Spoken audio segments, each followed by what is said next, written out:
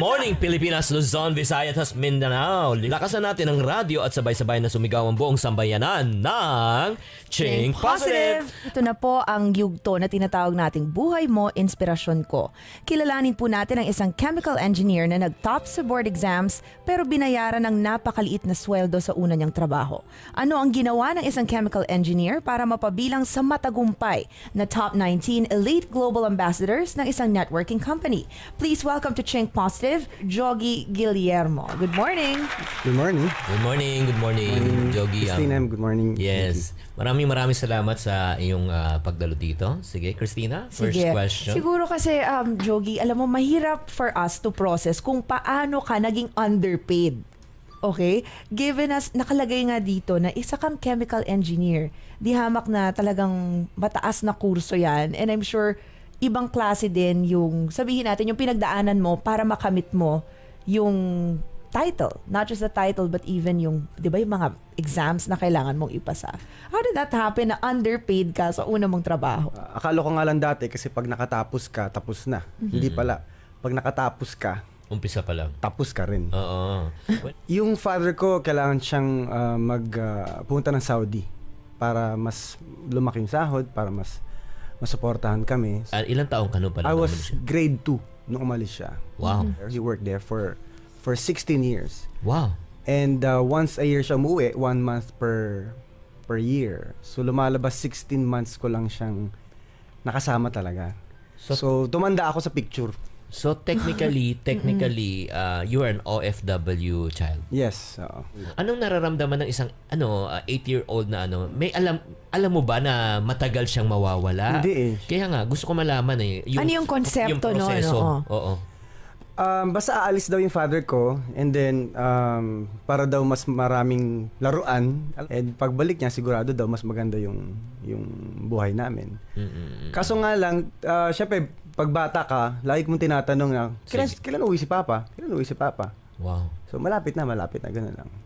Tapos hanggang sa yun nga dumaan ng 1 taon, 2 taon hanggang sa naging nakasanayan na rin. Kaso, syempre pag nakikita mo yung mga friends mo na pag may event, kompleto sila.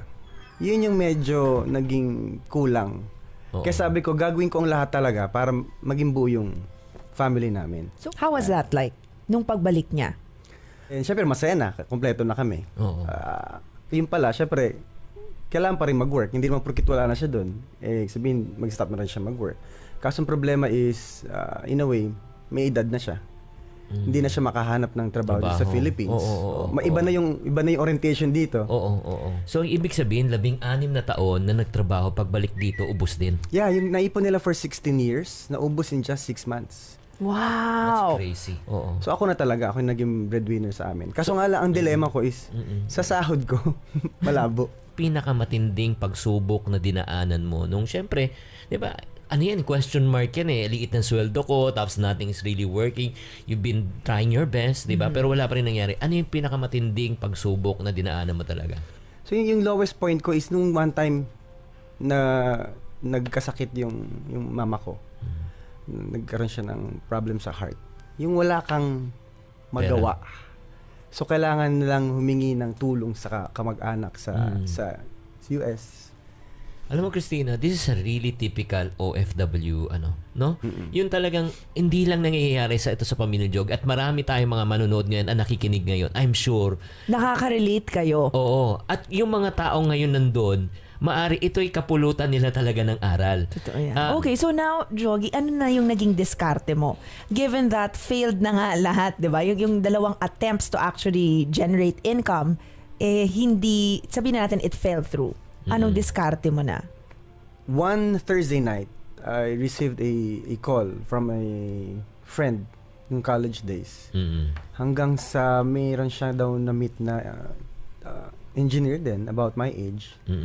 Na was making big 6 figures per month. Pag ganyan kasi, I believe kaya yumaman na isang tao, bakit kumikita ng maganda? Kasi meron lang siyang alam na hindi ko lang alam. So, kailangan ko lang alamin ko ano yun. Kasi meron din silang ginagawa na hindi ko lang ginagawa. So, yun pala, networking. So, nung una, ayoko kasi sabi ko, hindi ko yan linya. Kasi dalawa klase ng tao . may career-oriented and may result-oriented. Okay, ulitin natin. Career-oriented and result-oriented. Oriented. How would you differentiate the two? Yung career-oriented, ito yung after your schooling, syempre gamitin mo yung pinag-aralan mo. And to the point na it doesn't matter kung magkano income mo, importante masaya ka sa ginagawa mo. Okay, Yun oo. Galing ako doon. Parang madaming taong nanlilinya sa ganyang category. Hello. Okay. Nag-enjoy pero every paycheck, yung pera, dumadaan lang sa kamay. So ano naman yung result-oriented? Ito naman yung, it doesn't matter kung anong ginagawa mo, basta moral, legal, ethical. Importante yung take home mo for your family. Oh. So nung nakita ko yung resulta nitong tao na to, sabi ko gusto ko yan, kahit di ko niya yan, gagawin ko talaga yan. Hanggang sa pinag-aralan ko siya. Kasi kailangan yun eh. And I believe you have to master your craft. And kailangan mong matuto sa ibang tao. Kasi the fastest is to learn from other people's experience. Yun ang alam ko. Okay, so, And how would you make sense of yung discovery na kailangan mo pala talaga mag-transition? Diba? And to really set aside kung ano man yung pinag-aralan mo. At saka you have to remember, Chinky, mataas yung tinapos ni chemical Jogi, diba? engineer Chemical engineer siya. kasi pinaka-problema ko dun yung unang-una yung pride ko eh. Kasi syempre, 'di ba, I'm a professional. Yes. 'Di ba? So, kumbaga ano sasabihin ng mga friends ko, bakit andiyan ako sa ganitong klaseng linya. Pero sabi ko nga, you have to swallow your pride. Okay, Jogi, pwede maikwento ng mabilis, no? Yung ngayon, kung ano yung ginagawa mo. Oo. Now I'm involved with AIM Global. So nag-start ako May 2009. Sabi ko, that was my birthday month, yung May. Oh. So sabi ko, gagawin ko to para next year iba naman ang birthday ko. So invited a few of my friends and good news naman po, lahat din sila ayaw nila ulit. Ayaw nila ulit. Same na naman. Aborin. Ganun din. Yung first 66 ko, hindi naniwala. Binilang niya. Grabe. Ika 67 yung naniwala. From Davao naman yun. By the name of Mr. Jun Agaraw. Okay. So itong Jun Agaraw, dating embalsamador to. In a matter of embalsamador. Katakot. In a matter of 3 months, talagang lumaki yung network niya. Okay. Nagkaroon siya ng first car niya, yung Montero Sport. Wow. And then 6 figures per month na rin siya. Oo. And then ngayon na siya, 3 sasakyan, latest car niya is Hummer. Wow. You know, Hummer, Martillo. Of course. Ayan. Ano yung tao mo? Yeah, direct ko to. Wow. Yan. And then nakapagpatay na rin siya ng bahay sa Davao, malaking bahay. Okay. So nakakatuwa kasi yung dati niyang background. Oo. Ngayon iba na. So yun nakakatuwa kasi nakatulong ka na rin. Yung isa kong friend, yung kay 68 ko, pangalan is Michael Ditan. Nakita kami, galing siya ng US. Pagbalik, sama ko dito. In a year, nagsi 6 figures na rin siya per month. Okay, so kung itong mga nakausap mo, kahit na 66th or 67th and 68th sila, paano naman ikaw? 'Di ba? Kung nakatulong ka sa iba, paano naman na bago ang buhay mo? Because I think, Chinky, bago ka makatulong sa ibang tao, I think it's important na okay ka na rin sa mga pangangailangan mo. Everything should be covered before ka pa mag-abala, 'di ba, na tumulong sa iba. So ano yung mga naipundar mo? If we're talking about yung mga natulungan mo, nakapagpatayo ng bahay, may ganitong klaseng sasakyan, where does that leave you? Now I have 4 cars. Yes. Can I borrow one? Okay. Yung first ko is Pajero. Second ko is Tucson. Okay. Yung third ko is yung sports car na Nissan 350Z. And yung fourth ko is Hummer din. Okay, the reason why pinag-usapan natin to Chinky is because we want to highlight the fact na results-oriented siya.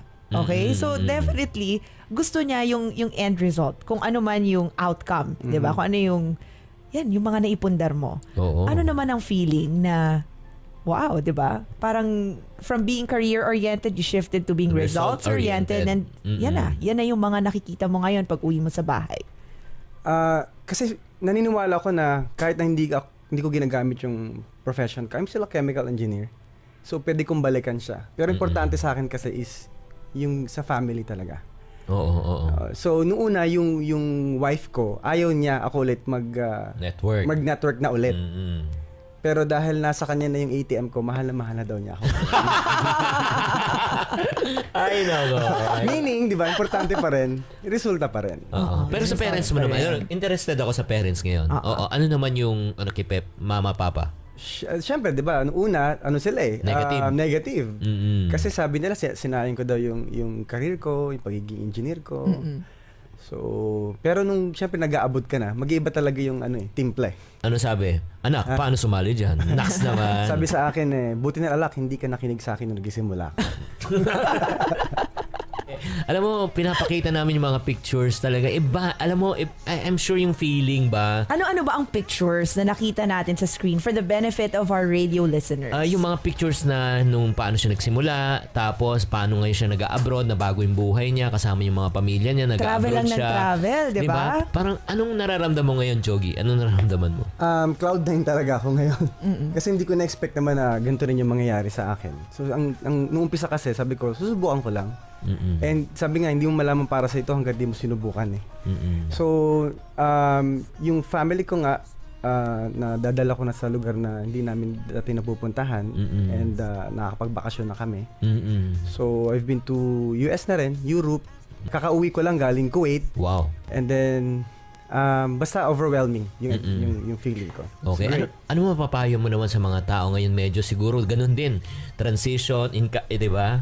Tapos sabihin natin, career-oriented masyado and disgruntled sa salary na tinatanggap nila every month. Pero they feel na meron talaga silang potential to make more.